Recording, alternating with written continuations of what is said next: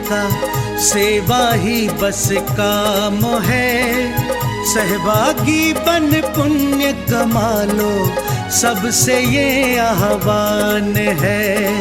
प्रणम्य सागर गुरु महाराज की सोच का ये परिणाम है। सहभागी बन पुण्य कमा लो, सबसे ये आह्वान है, सबसे ये आह्वान है। अरहम योग प्रणेता ने ये पावन दीप जलाया है। साधर्मी का बने सहारा, बीड़ा ये ही उठाया है, बीड़ा ये ही उठाया है। चलो उन्हें खुशियों से मिलाए, बड़ा पुण्य का काम है। सहभागी बन पुण्य कमा लो, सबसे ये आह्वान है, सबसे ये आह्वान है। जीवों के भोजन का प्रबंधन, असमर्थ बच्चों को शिक्षा, रोजगार की करें व्यवस्था। मांगे ना कोई भिक्षा, मांगे ना कोई भिक्षा। अरहम जीव दया भारत बस करती ये ही काम है। सहभागी बन पुण्य कमा लो, सबसे ये आह्वान है, सबसे ये आह्वान है। गाय धरा पे रहे सुरक्षित, गौशाला है बनवाई। जीव जंतु की भोज व्यवस्था सुंदर रूप से करवाई, सुंदर रूप से करवाई।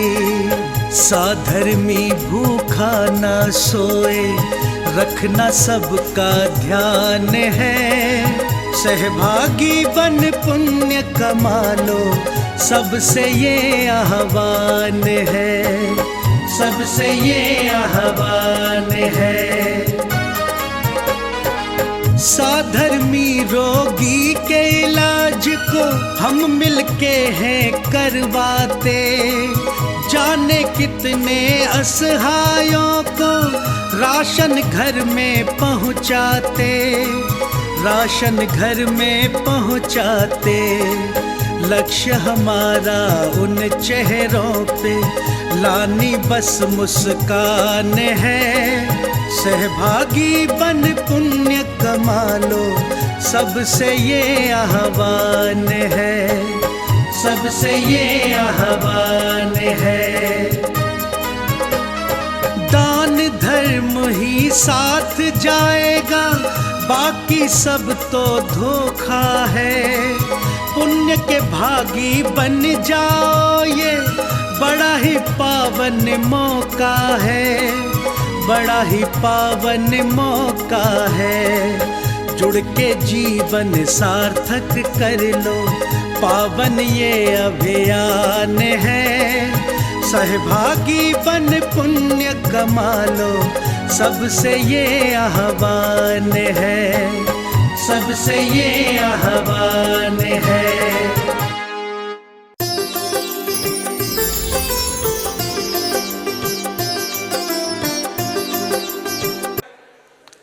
तीन घड़े फूट गए, लेकिन घर तक अभी पहुंचा नहीं।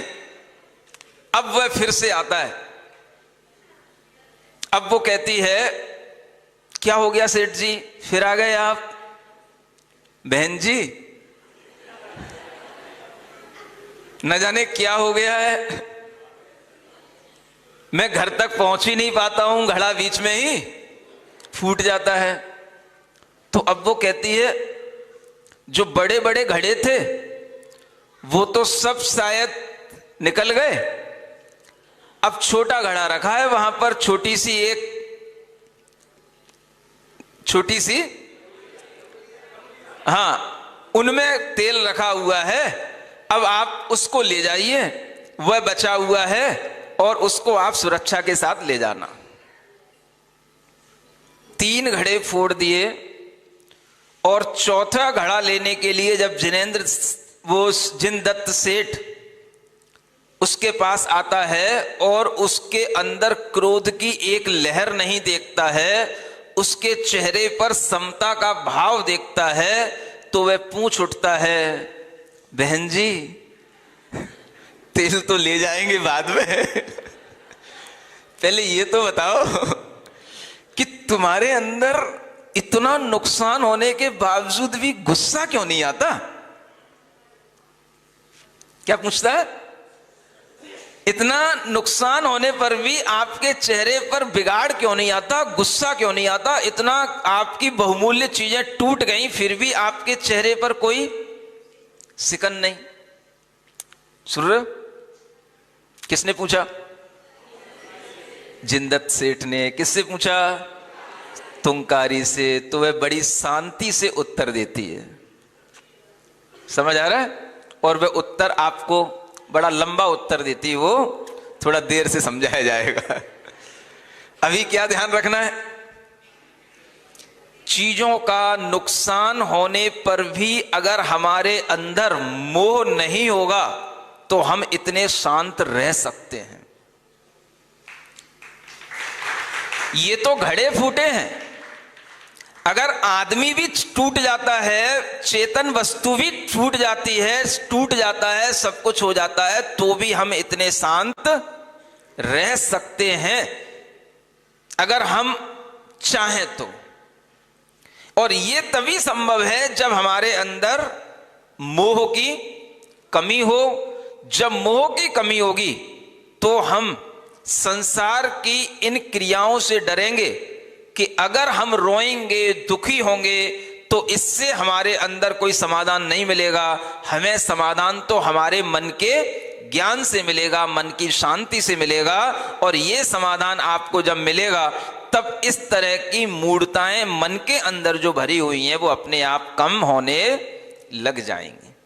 इसलिए मन की मूढ़ता को कम करने के लिए ये समझते रहना है, हमारे सामने किसी भी तरह का नुकसान हो, कुछ भी हो, टूट फूट हो, लेकिन हमारा दिल न टूटे। चीजें टूट जाए कोई बात नहीं, लेकिन हमारा दिल टूटना नहीं चाहिए। इतना मजबूत दिल किनका होगा? किनका होगा? जो मोह से रहित होंगे उन्हीं का होगा। तो आचार्य आपके दिल को मजबूत बनाने के लिए ये बात कह रहे हैं, अपना दिल अगर मजबूत बनाना चाहते हो तो क्या करना? मोह कम करो। आपका दिल मजबूत इससे नहीं होगा कि आप कितना घी खाते हो और कितने बादाम खाते हो। समझ आ रहा है? दिल मजबूत होगा आपके अंदर मोह की कमी, राग की कमी किस रूप में है। आप चीजों को अपने से अलग देखो। ठीक है, उनका जीवन उनके साथ, चीजों की मर्यादा उनके साथ, चीजें आती हैं जाती हैं, लोग आते हैं जाते हैं, लेकिन हमें उनसे व्यथित होकर के, दुखी होकर के अपने मन को दुखी बनाना और छोटी छोटी बातों पर दिल टूट गया। क्या टूट गया भाई? ऑपरेशन कराने की जरूरत ही क्या पड़ती है जब दिल टूट गया? तो ये दिल क्यों टूटता है? किस बात के कारण से आपके अंदर इतना गम छोटी छोटी बातों पर आ जाता है और किस बात के कारण से आप इतने परेशान हो जाते हैं?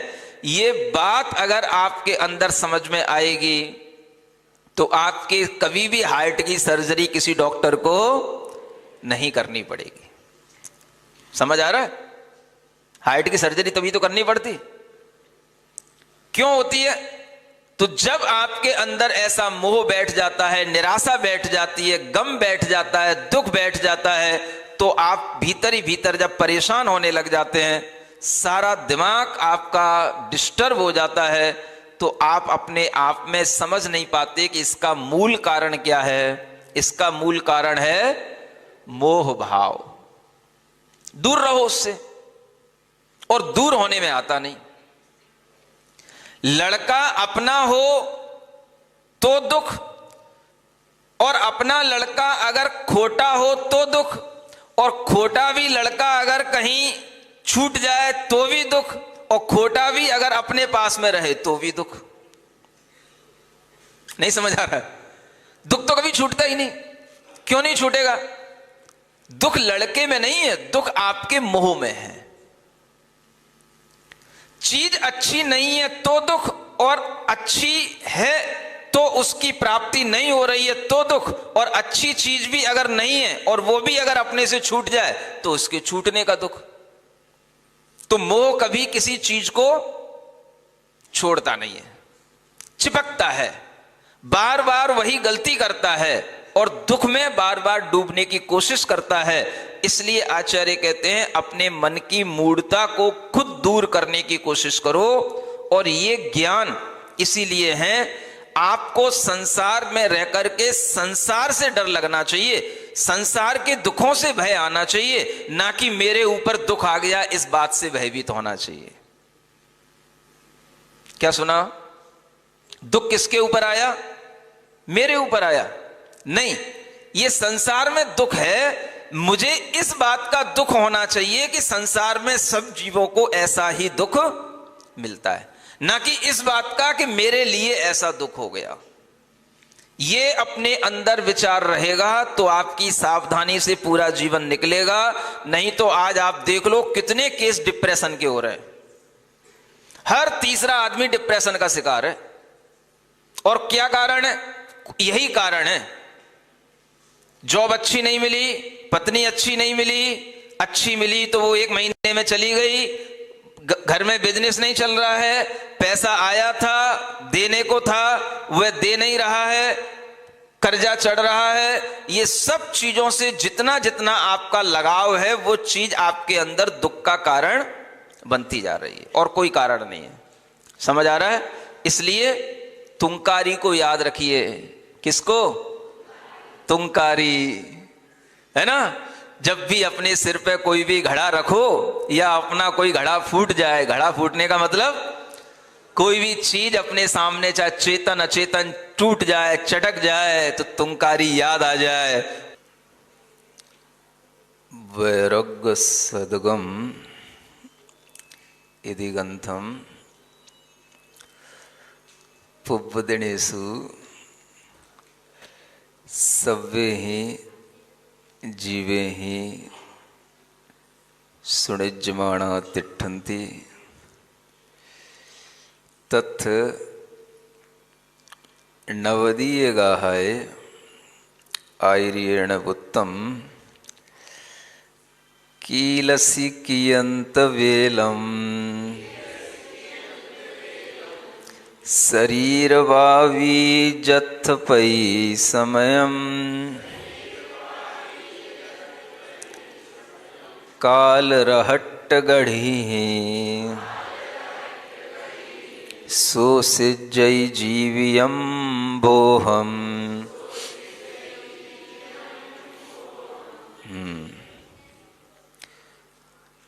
मम शरीरम वावी सरिसम होदी।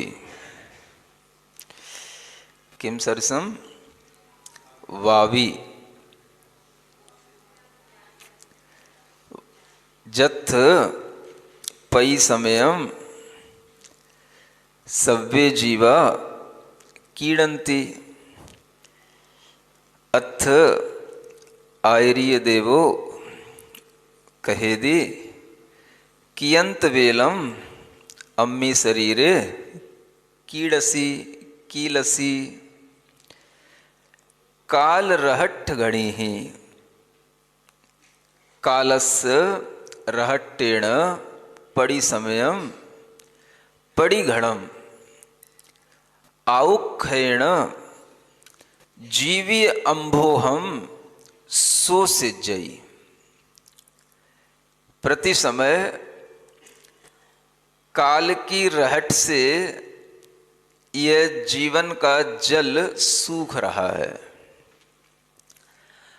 जब ये जीवन का जल सूख रहा है तो इस शरीर की वापी में या वामी में कितनी देर तक क्रीड़ा करोगे, कितनी वेला मिलेगी, कितना समय मिलेगा जो इस शरीर में क्रीड़ा करके निकालोगे, क्योंकि यह शरीर तो प्रति समय काल की चक्र से, काल की रहट से घूम रहा है और इसमें जो जीवन आ रहा है वो सूखता जा रहा है। जीवन का जल इसमें आकर के गिरता जा रहा है, सूखता जा रहा है। जो हमारा जीवन है यह जल की तरह है, और जल जब आता है तो वह ऊपर आने के बाद में जैसे रहट से नीचे गिर जाता है, ऐसे ही वह जल नीचे रहट से आकर के फिर वह कहीं भी चला जाता है, उसका कोई पता ठिकाना नहीं रहता। ठीक इसी तरह आचार्य कहते हैं कि इस शरीर की वापी में यह जल जो भरा हुआ है आयु कर्म का, यह प्रति समय निकल रहा है। इसलिए इस नश्वर शरीर में क्रीड़ा मत करो, अविनश्वर आत्म तत्व की ओर देखो। ये प्रकारांतर से यहाँ पर कहना है। शरीर में क्रीड़ा करने का एक उपक्रम मनुष्य का एक पुराना संस्कार है, और इस पुराने संस्कार के कारण से इस शरीर में इसकी रुचि, इस शरीर में इसको आनंद आना एक स्वाभाविक सा इसका भाव बन जाता है। आचार्य कहते हैं कि इस शरीर में क्रीड़ा करने का मतलब है कि हम अपने अविनश्वर समय को नश्वर में जोड़ रहे हैं। उन क्षणों को हम अपने समक्ष रखें जब हम ये देख सकते हैं कि हमारे सामने दोनों तरह की चीजें हैं। एक तरफ हमारे सामने अविनश्वर आत्म तत्व है और एक तरफ हमारे सामने यह नश्वर देह है। अब इसमें हमें किसको चूज करना चाहिए? खेलना तो जरूरी है, क्रीड़ा तो करना है ही है। बच्चे थे तब भी क्रीड़ा करते थे, बड़े हो गए तब भी क्रीड़ा कर रहे हैं, और बूढ़े हो जाएंगे तब भी क्रीड़ा तो करेंगे ही, क्योंकि बिना क्रीड़ा किए हुए, बिना खेले हुए किसी का मन लगता है नहीं। तो खेलना तो है। तो आचार्य कहते हैं कितनी देर तक इस शरीर में खेलोगे, कहाँ खेलना चाहिए? शरीर में खेलने के लिए क्यों यहाँ पर एक आश्चर्यजनक भाव व्यक्त किया जा रहा है कि आखिर आप इस शरीर में कितनी देर तक खेलोगे? यह जो आश्चर्य व्यक्त किया जा रहा है वो इसलिए किया जा रहा है कि जीवन कहीं और चल रहा है और आप क्रीड़ा कहीं और कर रहे हो। तो शरीर में क्रीड़ा करने वाले लोगों के लिए कहा जा रहा है कि शायद आपको पता नहीं कि खेलने की और भी अच्छी जगह थी। क्या अच्छी जगह हो सकती है? एक तरफ आपके सामने एक चिंतामणि के समान दिव्य रत्न है, और दूसरी तरफ एक ऐसा आंख के पिंड के समान जिसमें कोई सार नहीं है, ऐसा निस्सार आपके सामने एक पदार्थ है। सुन रहे हो? अब क्या करना है, किसमें आनंद लेना है? दो चीजें अगर आपके सामने रखी हो, एक तरफ चिंतामणि रत्न रखा हो और एक तरफ क्या हो, आग के पिंड के समान केवल एक निस्सार सी वस्तु रखी हो। आग पिंड जानते हो? आग का फूल, आग पिंड, ऐसे समझो कि जैसे कभी कोई खेतों से कुछ ये सफेद सफेद रंग के कुछ फूल से उड़ के आ जाते हैं, जो उड़ते रहते हैं, अपने वस्त्रों पे टिक जाते हैं, है ना? ऐसा कोई एक निस्सार सा फूल जिसको हम पकड़ भी नहीं पाते, पकड़ लें तो उसमें कोई सुगंध भी नहीं होती है, फिर भी वो फूल सा दिखाई देता है। और एक तरफ आपके सामने चिंतामणि दिव्य रत्न रखा हो।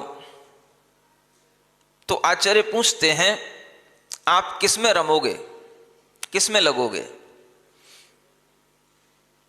एक तरफ इदम चिंतामणि द्रव्यम इतः पिंड्याक खंडकम ध्यानेन चेदुवे लभ्ये क्वाद्रियंताम विवेकिन। उनसे पूछा जा रहा है जो विवेकी हैं। विवेकी किसमें आदर करेंगे, आदर किसमें करेंगे, किससे खेलेंगे? क्योंकि जिसमें हम खेलेंगे उसी में हमारा आदर होगा, और वह आदर भाव हमारा अगर पिंड के उस आँख खंड में हो रहा है, अगर हमारा उस निस्सार पदार्थ में हो रहा है तो ये भी ध्यान से होगा, और अगर हमारा आदर दिव्य रत्न में हो रहा है तो वो भी ध्यान से होगा। ध्यान से दोनों चीजें मिलेंगी।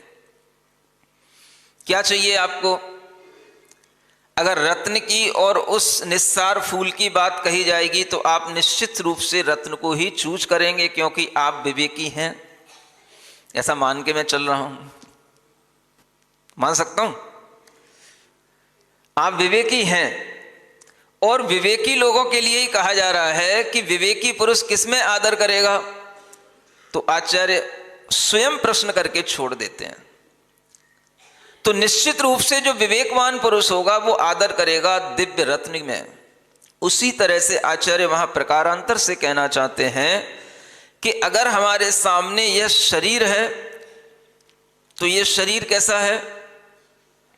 ये उस आँख पिंड की तरह है, और हमारा आत्म तत्व है वो कैसा है?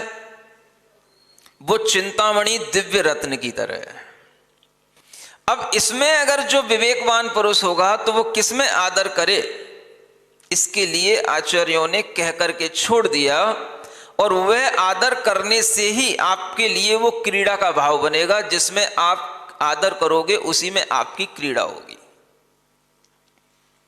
अब आप सोचोगे कि अपनी आत्मा में हम क्या क्रीड़ा कर पाएंगे? तो आत्मा में बहुत अच्छी क्रीड़ा होती है।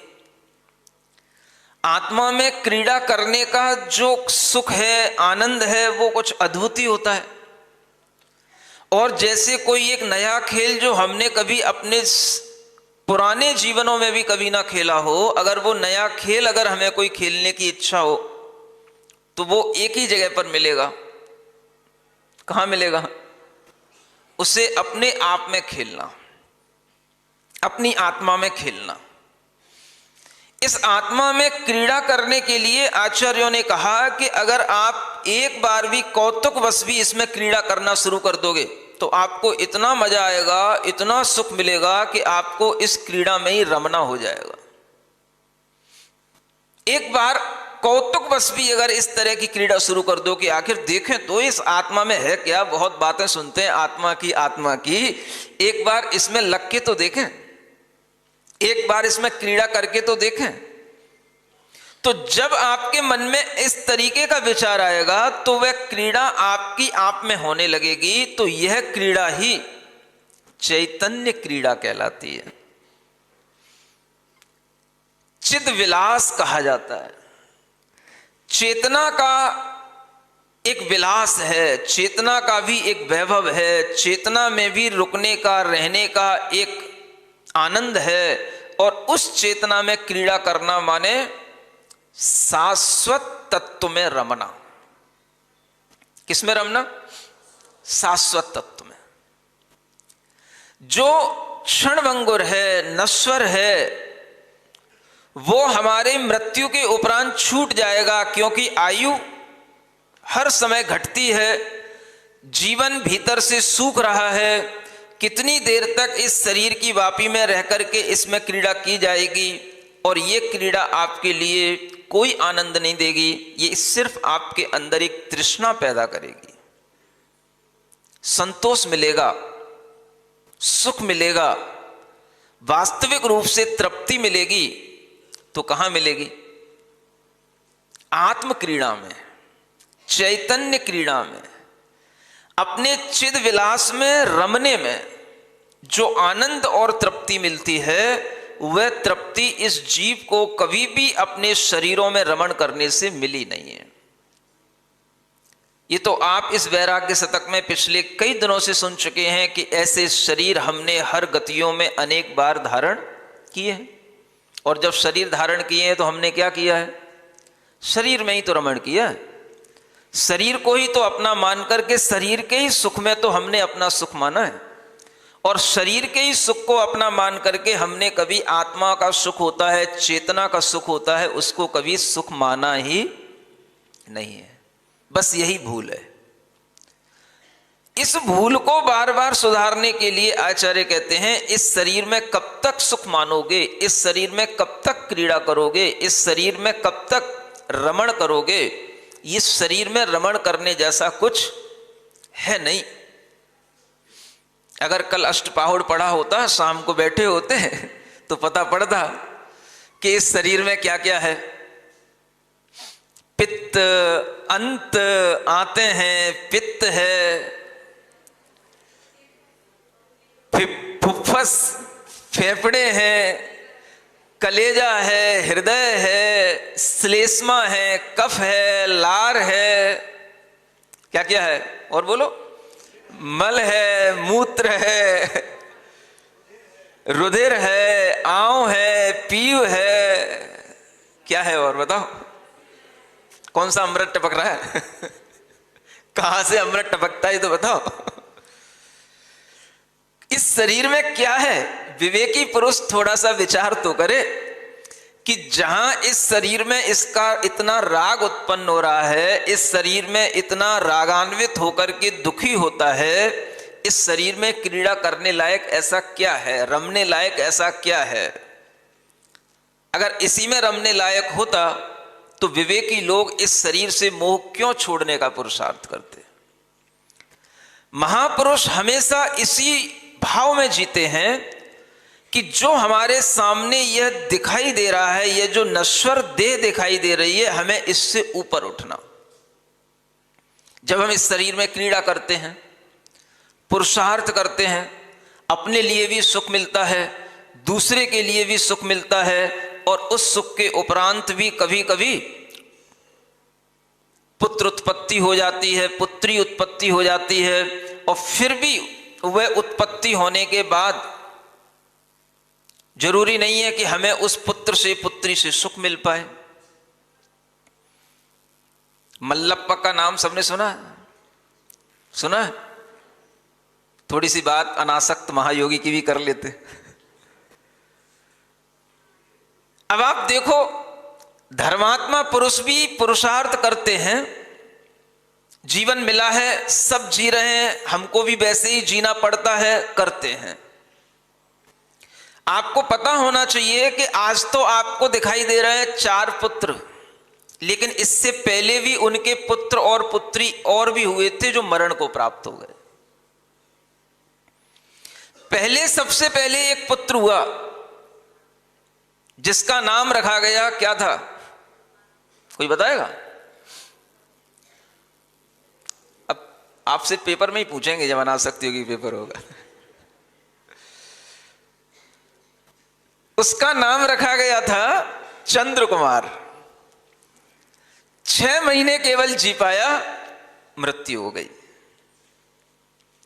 उसके बाद में एक पुत्री उत्पन्न हुई जिसका नाम था सुमन। सुन रहे हो?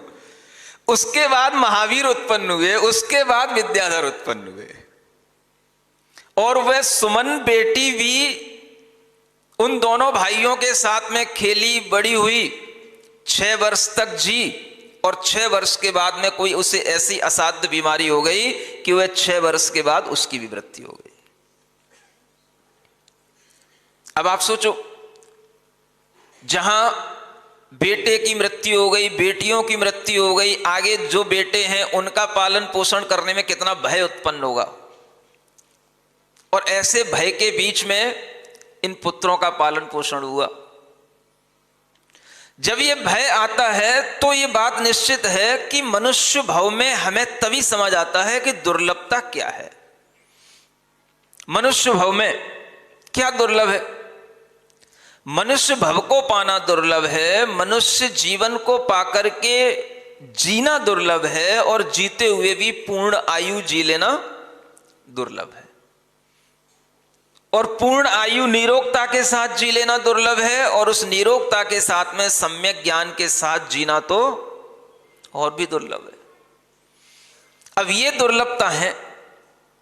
अब इन दुर्लभताओं के बीच में यह आदमी शरीर में रमता है, जीव अपने आप में नहीं रमता, शरीर में रमता है। और जब इस जीव का शरीर में रमण होता है तो इसके अंदर हमेशा तृष्णा बढ़ती ही रहती। आचार्य कहते हैं अगर एक बार आप इस शरीर से हट करके अपनी आत्मा में रमण करने की एक छोटी सी भी एक चेष्टा कर लो, कभी भी कर लो, भूल के भी कर लो, तो आपको उसमें एक लगन लग सकती है, उसमें आपके लिए एक सुख मिल सकता है और उसी सुख से आपको तृप्ति होगी और किसी चीज से तृप्ति नहीं होगी। यह सुख कहां मिलेगा? तो कहीं बाहर खोजने से नहीं मिलेगा, यह सुख अपने भीतर मिलेगा। अप्पा अप्पम्मी रहो। आत्मा अपनी आत्मा में रमण तो करे, और वो रमण करने की विधि बताने के लिए ही हमारे सामने अरिहंत भगवान आ जाते हैं, सिद्ध भगवान आ जाते हैं।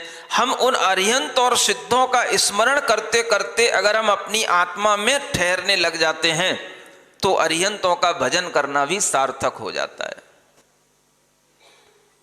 अरिहंतों का भजन तभी सार्थक है।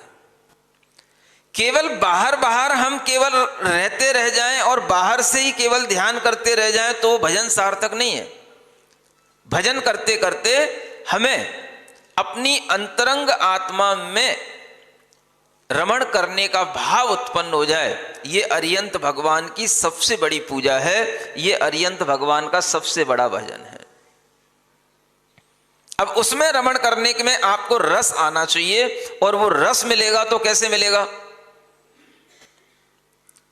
वह रस आपको उस चेतना के भावों में जो उसका वैभव है, उस चेतना की जो शाश्वत सत्ता है, उस चेतना के जो ज्ञान आदि गुणों का जो उस चेतना में शक्तियां हैं, उन शक्तियों की तरफ अपने को उन्मुख करने पर उस वैभव का रस आ सकता है, और वही शाश्वत रस होगा। अब जिसको रस की आदत लगी है दूसरी चीजों में रस लेने की, तो उसे अपनी आत्मा में रस आता नहीं है।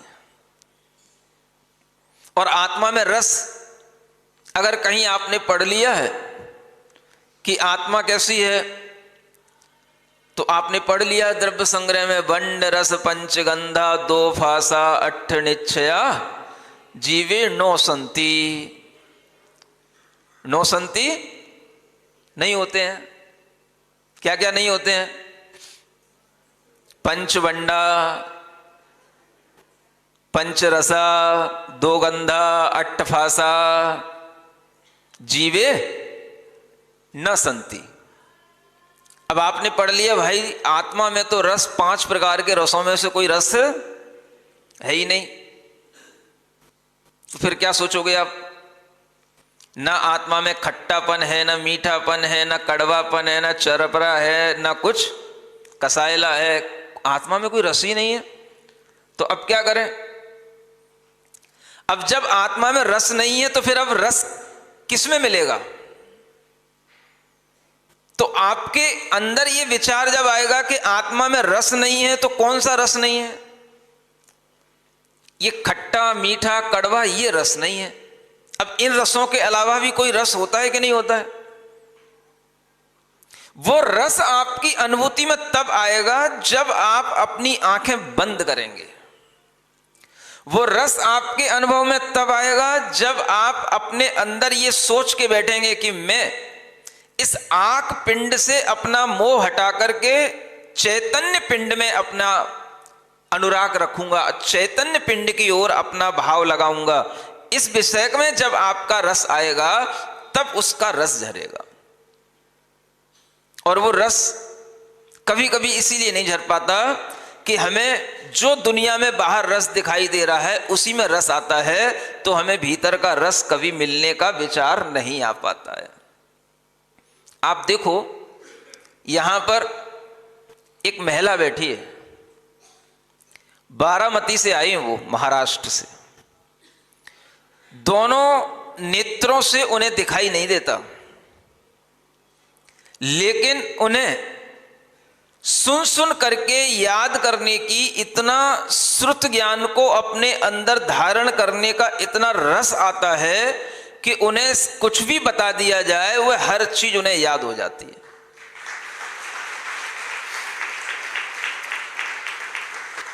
पिछली बार भी वो आई थी शिविर में। तिथ्यर भावना एक ग्रंथ है, प्राकृत में लिखा हुआ, उसकी गाथाएं उन्होंने याद कर ली।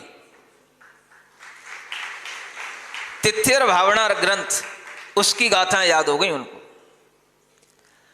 कोई भी ग्रंथ उन्हें पढ़ा दिया जाए, सुना दिया जाए, याद हो जाता है, दिखाई नहीं देता। लेकिन आप चेहरा देख लेना कितना प्रसन्न दिखाई देता है।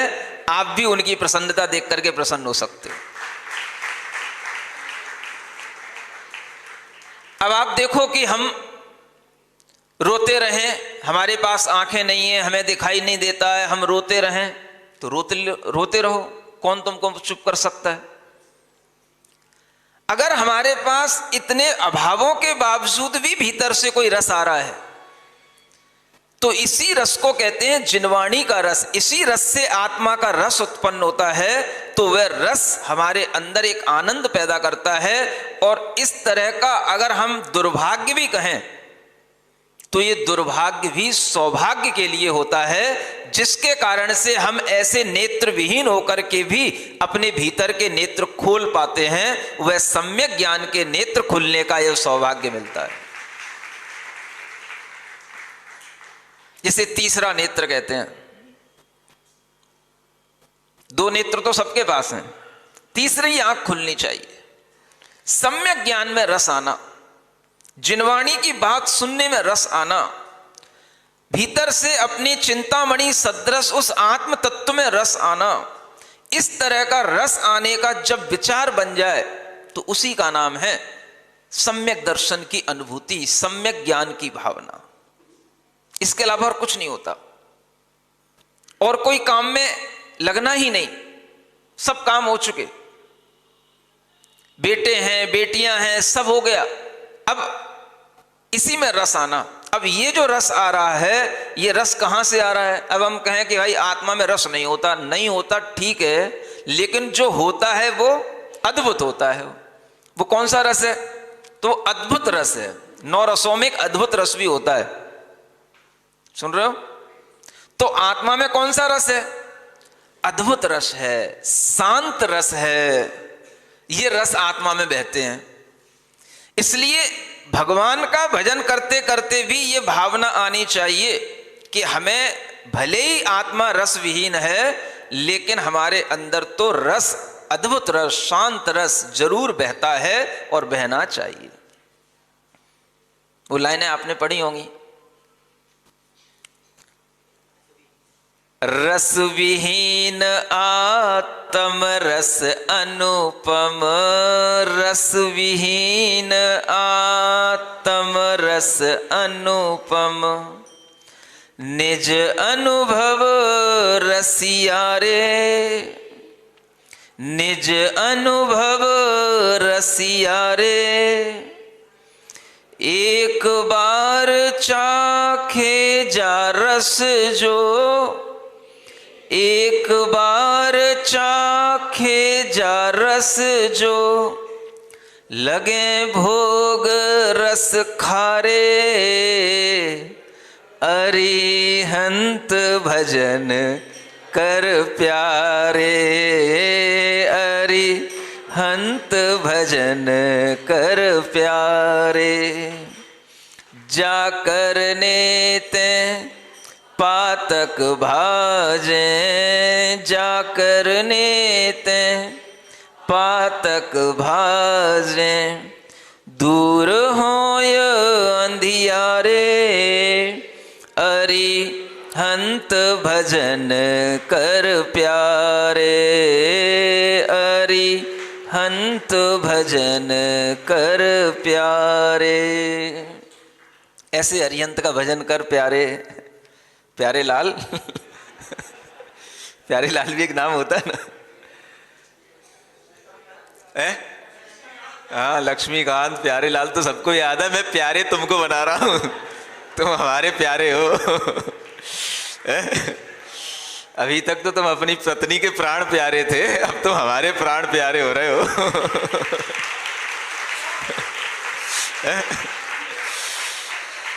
तो हमारे प्यारे बनो तो धीरे धीरे तुम्हें अरिहंतों का भी प्यार मिलेगा और धीरे धीरे अपनी आत्मा का भी प्यार करने का भाव आएगा।